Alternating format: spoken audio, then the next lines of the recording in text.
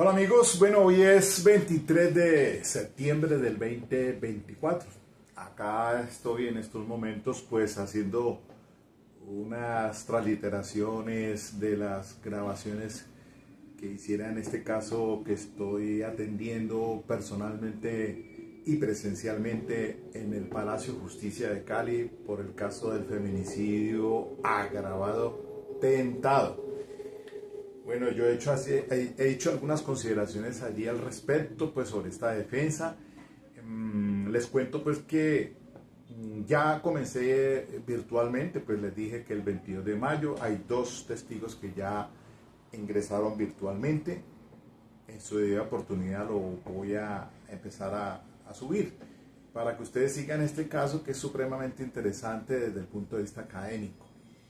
Bueno, finalmente entre el pasado 13 de septiembre pues se llevó a cabo todo el día, desde las 9 de la mañana hasta 7 de la noche, terminó la fiscalía todos sus testigos. Entraron en ese día la víctima, el hijo de la víctima, dos policías judiciales, entraron también la trabajadora social de la valoración del riesgo de medicina legal, el médico legista también de sobrevaloración de violencia en parejas. Y pues eso fue muy interesante allí, sobre todo el ejercicio contradictorio, que yo también pues sí, en debida forma o en la oportunidad que pueda hacerlo, porque estoy esperando que me envíen el link de ya del juicio del día 13 de septiembre. Estoy esperando a continuación ya en este juicio para el 16 de octubre y 6 de noviembre también me dieron otra fecha allí. Pues la verdad es que tengo tres testigos, dos policías uniformados que fueron los que atendieron el caso, también un trabajador social de una EPS donde se hizo asistir el victimario, en este caso el victimario, él también fue llevado a valoración pues de su EPS. Sin más, yo quiero pues hacer muy puntualmente aquí, ya lo voy a poner acá, aquí tengo el link que me enviaron ya de la preparatoria, esa se realizó en febrero de este año, pero solamente voy a colocar es la parte pertinente, lo que decretó la juez, y así entonces voy sucesivamente, porque ustedes saben que en estos casos pues hay que tener cuidado pues con algunas direcciones, nombres, porque YouTube le rechaza a uno si en ese caso pues de que no sea cuidadoso con eso. Entonces sin más, vamos a ver que entonces la parte que se decretó en la preparatoria. Aquí es Héctor Raúl Vivas Andrade, un compañero que trabajamos juntos en Defensoría Pública en Infancia y Adolescencia, pero aquí lo traje pues como, en este caso entró a la preparatoria fue él, yo estaba en otro asunto, entonces el doctor Héctor asistió a la preparatoria y yo he venido asistiendo ya al juicio. Entonces, veamos. Bueno, muchas gracias. En consecuencia, la Judicatura se pronuncia sobre las solicitudes probatorias de las partes. Por el momento no hay estipulaciones probatorias en este juicio y por lo mismo me refiero a las peticiones que ha hecho la señora fiscal. Al considerar que la funcionaria cumplió con... Perdone, ella es la juez 11 penal del circuito de Cali. La doctora se declaró impedida porque ella había actuado en garantías, pero alcanzamos a hacer el primer día del juicio virtualmente. Entonces yo le pedí a la juez que se hiciera presencialmente tal como lo ha indicado la Corte Constitucional, y entonces lo accedió a ello, pero después se declaró impedida y entonces le saltó por turno al juzgado 12 penal del circuito, que es el que tiene en este momento esa causa penal. Con la carga de pertinencia se le va a decretar entonces los siguientes testimonios. En primer lugar, el de el señor Mauricio Andrés García Arias, con quien se podrá utilizar el reporte de inicio, noticia criminal, verificación médica en Clínica Versalles. En segundo lugar, se le decreta a Fiscalía el testimonio del señor Pablo César Domínguez, con una precisión, y es que aunque se dice por la funcionaria fiscal que él fue el que realizó algunas entrevistas, él no podrá referirse a ellas en la medida en que se le va a decretar a la Fiscalía el testimonio directo de estas personas. Entonces, sobre esos aspectos no podrá versar el interrogatorio, porque ya se va a tener aquí a los testigos que en forma directa y personal deberán dar fe de lo que tienen conocimiento. Eso es una regla básica en la que el juez pues permite que entre el policía judicial, los dos que tomaron las entrevistas a la víctima, al hijo de la víctima, a un amigo del joven hijo de la señora pues con el problema, y una vecina. Entonces los policías judiciales fueron al juicio. En este caso, pues no, con esa salvedad, no pueden ir a hablar nada absolutamente en relación con lo que les dijeron en la entrevista. ¿Por qué? Porque están citados a rendir declaración directamente en el juicio. Entonces es una precisión que hay que tenerla presente para cuando se desarrolla el juicio oral, estar muy atento a efectos de que el fiscal no vaya a preguntar nada con el tema de los entrevistados. Entonces eso es algo que vamos a ver en la dinámica del juicio oral. Se presentaron unas situaciones muy particulares. En mi contrainterrogatorio que hice, pues fui muy preciso, lo mismo que cuando el fiscal preguntó algunas cosas a los policías judiciales, pues me tocaba objetarle porque hacía unas preguntas dirigidas en ese sentido. Entonces eso lo vamos a ver más adelante. Con este testigo podrá utilizar la Fiscalía el informe de investigador de campo.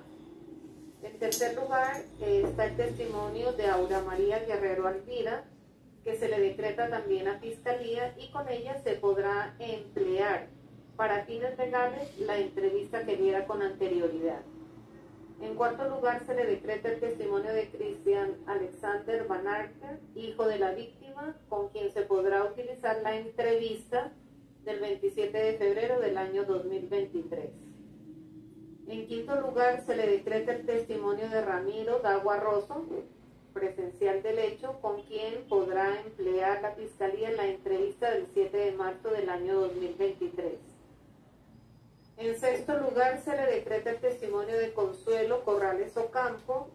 También se podrá utilizar con esta testigo la entrevista que diera para fines legales. En séptimo lugar, se le decreta el testimonio de la médico Natalia Fragoso Mesa, con quien podrá emplear la Fiscalía la historia clínica del 25 de febrero del año 2023 de la Clínica Versalles. En octavo lugar, se le decreta el testimonio del médico forense Oscar Andrés Velázquez Clavijo, con quien se podrá emplear el informe de valoración médico-legal a la persona que aparece como víctima en este juicio. Miren, allí hay una cuestión, me detengo allí, porque el informe pericial del médico forense sobre, pues en este caso, para valoración de las heridas que presenta la persona que denuncia o que pues fue objeto de algún tipo de lesión física, ese informe es para refrescar memoria o para impugnar credibilidad. Esa cumple esa función, no más. Allí no hay nada, allí no se permitió que ingresara como prueba pericial, simplemente un informe para refrescar memoria o impugnar la credibilidad, o para que el fiscal pueda trabajar sobre el mismo, preguntarle. Entonces aquí van a ustedes ver la técnica para refrescar memoria y también pues para impugnar credibilidad. Entonces es un tema muy importante allí que he insistido que se deben saber sentar las bases probatorias para utilizar ese documento, bien sea para refrescar memoria o para impugnar la credibilidad. Sobre eso no voy a ahondar mucho porque ya hay tutoriales allí en el que ustedes pueden revisar el tema de qué es sentar bases probatorias.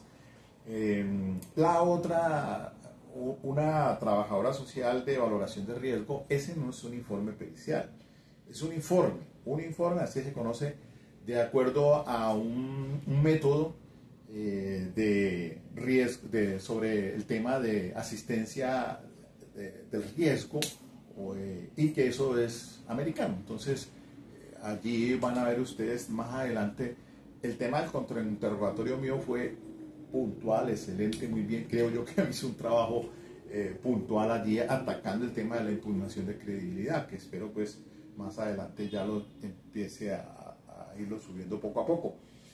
Y la doctora, la médica de la EPS, donde ella se fue a atenderle unas heridas, pues también entonces puede utilizar esa historia clínica, no más, pero eso allí no entra como prueba documental. Entonces hay que tener esa precisión muy bien para cuando llegue al juicio, entonces saber para qué es que se va a utilizar esos informes. En noveno lugar, se le decreta el testimonio de la trabajadora social Natalia Benavides del Instituto Nacional de Medicina Legal y Ciencias Forenses, con quien se podrá emplear el informe de valoración de riesgo de muerte de la víctima. En décimo lugar, sobreviene la petición de la señora Diana Marcela Ortiz Ramos. La señora fiscal indicó que se trata de una investigadora de la Fiscalía con quien se acreditará o demostrará la plena identidad del acusado. Este testimonio se inadmitirá a la Fiscalía porque la Fiscalía tiene que cumplir con el requisito de plena identidad del acusado desde la audiencia de formulación de imputación. Por ende, cuando radica el escrito de acusación debe tener ya plenamente identificada e individualizada la persona, así es que esto no está sujeto a un debate en el juicio. Por lo tanto, este testimonio se inadmite a la Fiscalía. Este es un tema ya superado. Viene lo de la defensa. Ahora bien, en cuanto se relaciona con las solicitudes probatorias que ha hecho el señor defensor, tenemos en primer lugar un testigo común con Fiscalía, de la señora Aura María Guerrero Alvira. Se lo va a la judicatura a decretar de manera condicionada, tanto así que el propio defensor indicó que si con el desarrollo del contrainterrogatorio al que sea sometida esta persona logra obtener la defensa información sobre lo que le interesa a su particular teoría del caso, pues estaría dispuesto a renunciar. Entonces, de esa manera se interrogará a la defensa una vez concluido el interrogatorio de la señora Aura María Guerrero Alvira por parte de Fiscalía en la presentación de su testigo, si él, luego de efectuado el interrogatorio cruzado, considera necesario que se la deba traer al juicio. En ese sentido, se le decreta de manera condicionada. Lo propio ocurre con el testimonio del señor Cristian Alexander Banarte, que es un testigo común, se le decreta de manera condicionada.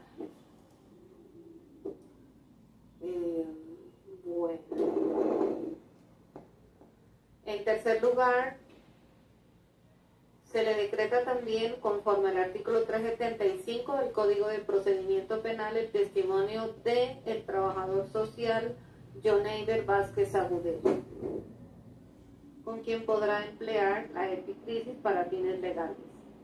En cuarto lugar, se le va a decretar el testimonio de Mayelian Omaira Torres Domínguez, hermana del aquí acusado, sobre los temas dados a conocer por el togado defensor. En quinto lugar, es un derecho que tiene el aquí acusado Ángel Manuel Torres Domínguez, si renuncia al silencio, ofrecer su testimonio en juicio. Esto no necesita razones de pertinencia. En sexto lugar, permítame un momento.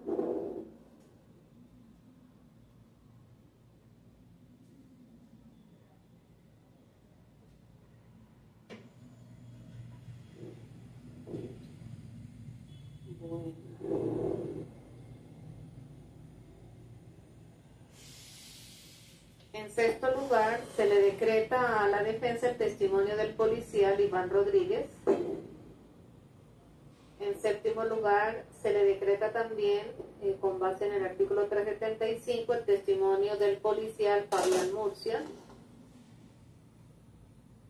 Hasta allí las solicitudes probatorias y la respuesta por parte del despacho a esas solicitudes de la defensa. Esta es la decisión que adopta la... Hago una precisión, miren, ustedes dirán, ¿por qué testigo común? Porque es que la víctima y el hijo de la víctima, hay algunos temas que solamente le interesan, como es testigo del fiscal, el fiscal es el que lo lleva ya a juicio oral y va a preguntar lo que le interesa. Tiene una marca, una ruta solamente para sus fines. Por lo tanto, entonces, cuando se pide en común es porque de pronto en el juicio oral yo puedo hacer preguntas ya no de contrainterrogatorio, sino preguntas abiertas, directas y sobre temas que no hayan sido tratados por el fiscal en el testimonio directo.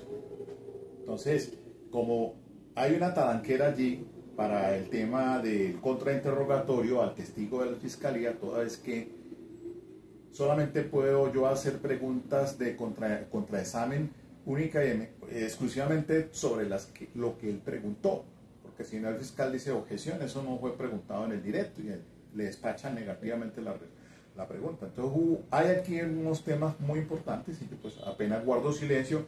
Algunos cibernautas me han dicho que no muestre la estrategia, pero es que no, de todas maneras no estoy mostrando estrategia, simplemente eso es lo que está allí, que todavía no ha llegado incluso, porque pues me toca la parte mía es a partir del 16 de octubre, entonces hasta ahora va lo del fiscal, lo que presentó el fiscal y que esa audiencia del 13 de septiembre, pues la juez a cargo de este asunto, la juez 12 penal de circuito, pues haciendo énfasis en el principio de concentración, diría yo, porque incluso se echó todo el día, al paso de que yo pues solicité fue que el médico perito que entró virtualmente, pues que no fuera así, sino que fuera presencial.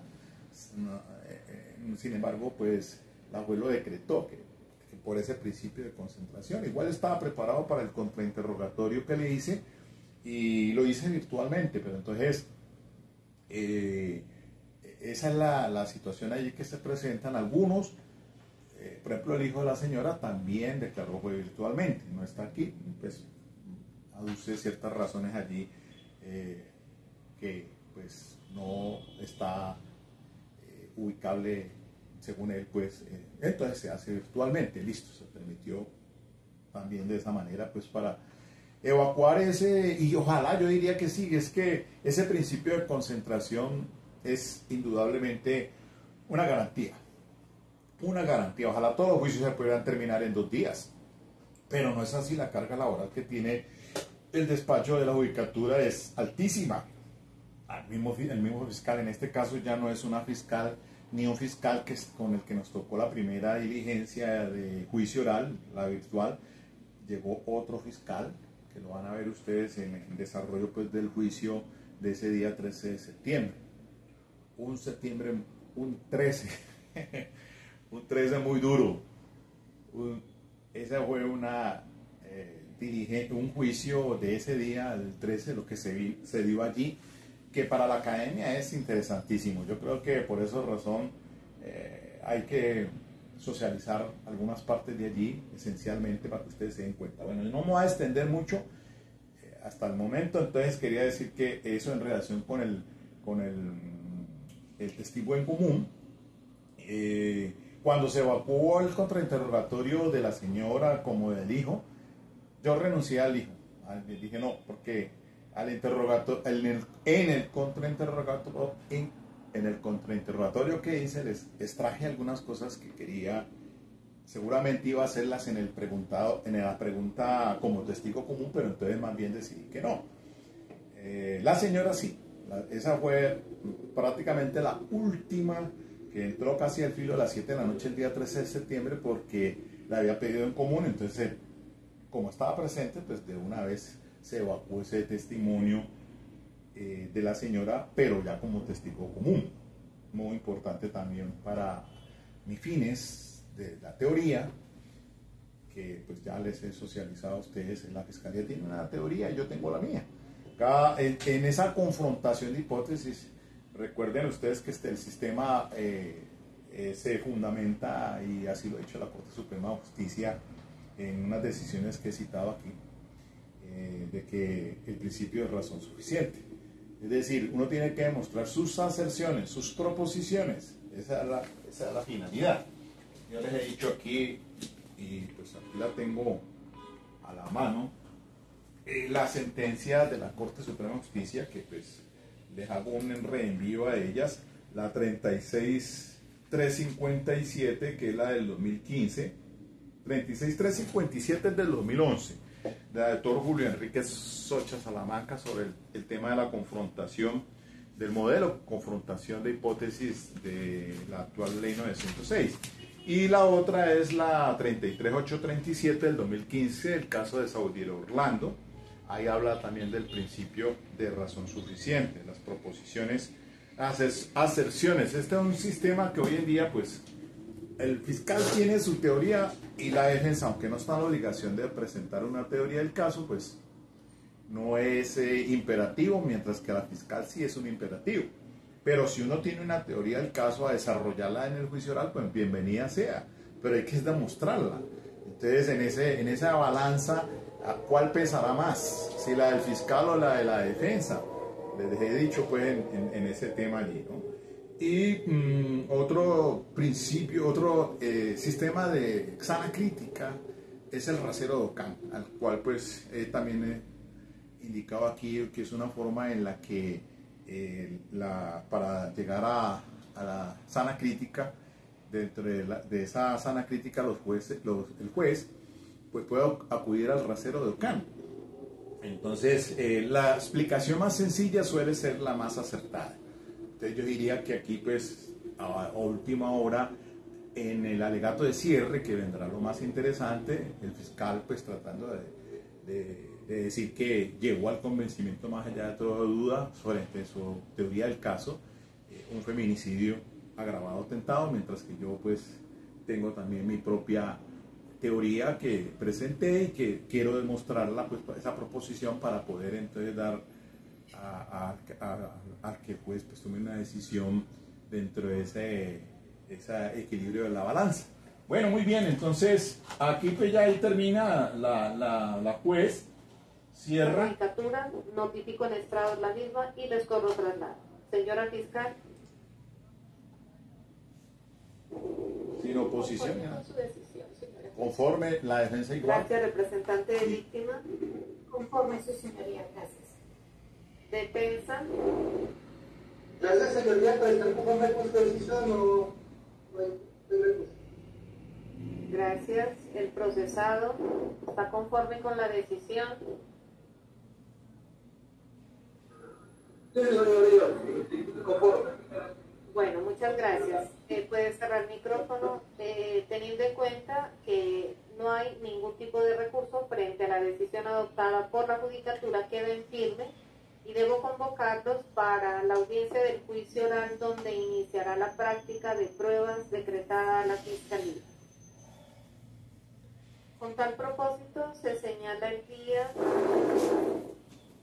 22 de mayo. 22 de mayo de este año, 2:30 de la tarde. Disponibilidad, señora fiscal.